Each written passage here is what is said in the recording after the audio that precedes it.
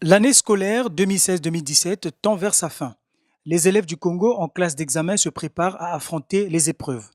La direction des examens et concours de l'enseignement général s'attelle à l'organisation en vue d'un bon déroulement des dites épreuves. Les agents de cette administration autour de Jean-Pierre Mbenga, leur directeur, sont à pied d'œuvre. Ils travaillent exceptionnellement de jour comme de nuit. Nous avons donc le bac qui se tiendra le 31 mai pour 4 jours. Donc le 31, le 1er, le 2, le 3. Et puis on passera aux épreuves pratiques d'épaisse. Et ensuite on va enchaîner avec le BPC le 20 juin. Et après le BPC c'est le CEP le 27 juin. Nous terminerons par le concours de Mbunda. Tout a été fait, la nomination des équipes pédagogiques, ils sont déjà à pied d'œuvre, ils sont en train de travailler et les sujets ont été saisis et nous procédons au tirage des sujets pour la mise sous scellé dans les malles.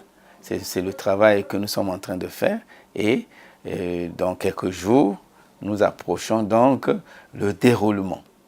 Le nombre des candidats inscrits cette année, aussi bien au baccalauréat qu'au BPC, domine sur celui des deux précédentes années. Un effectif qui inclut également les élèves des écoles consulaires en Angola et au Cabinda, sans oublier ceux hospitalisés et détenus à la maison d'arrêt. Nous avons 192 centres. Dans les 192 centres, pour cette année, nous avons 82 555 candidats. Par rapport à l'année dernière, c'était 76 037 candidats. Donc il y a toujours chaque année une augmentation des effectifs. Il y a aussi l'augmentation des centres. Les listes des candidats sont affichées pour les élèves de Brazzaville, de Dolisie, de Pointe-Noire.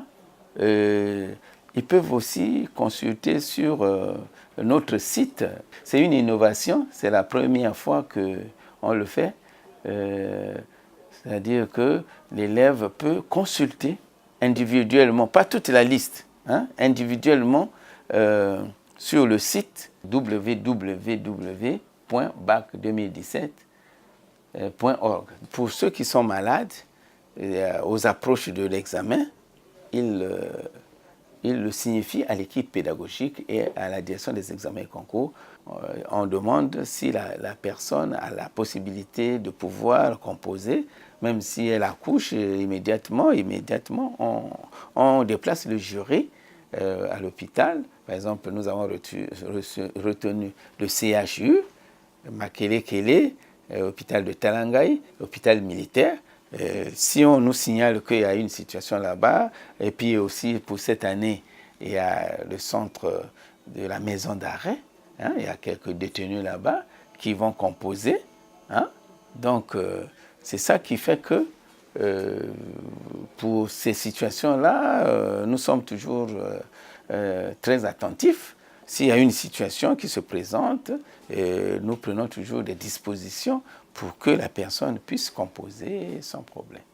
Les années précédentes, les examens d'État ont été émaillés par des faits déplorables. Dans le souci de rendre ceux de cette année plus dignes, pousser les candidats au travail en vue d'une réelle appréciation de leurs mérites, des dispositions sévères ont été prises.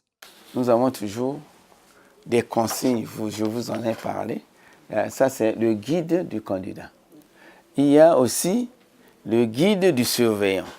Il y a le guide du chef de centre. Il y a le guide au niveau du secrétariat, le guide de la sécurité.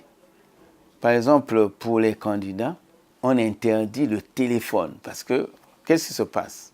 Quand un candidat rentre dans la salle, si le surveillant n'est pas vigilant, si à l'entrée de la salle, on ne lui retire pas les objets qui sont interdits, tels que le téléphone. Vous avez un téléphone Android. Dès qu'on donne le sujet, il le filme. Par SMS, il l'envoie quelque part et puis on résout l'exercice, on renvoie. Donc, comme nous sommes déjà au courant de cela, nous avons pris donc des dispositions.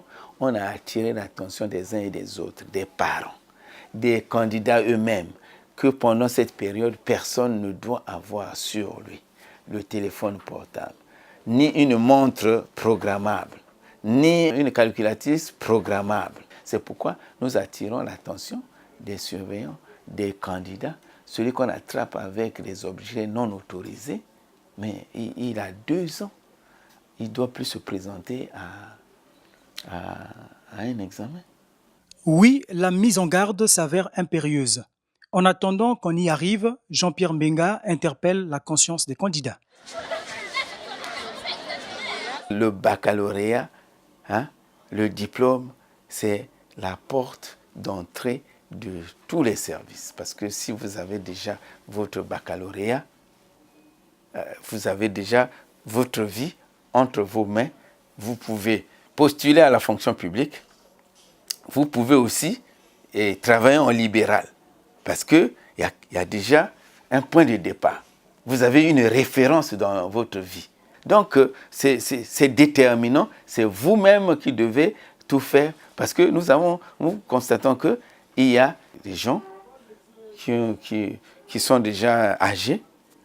Ils pensent qu'ils doivent revenir à l'école pour avoir les diplômes. Parce qu'ils ne se sentent pas à l'aise.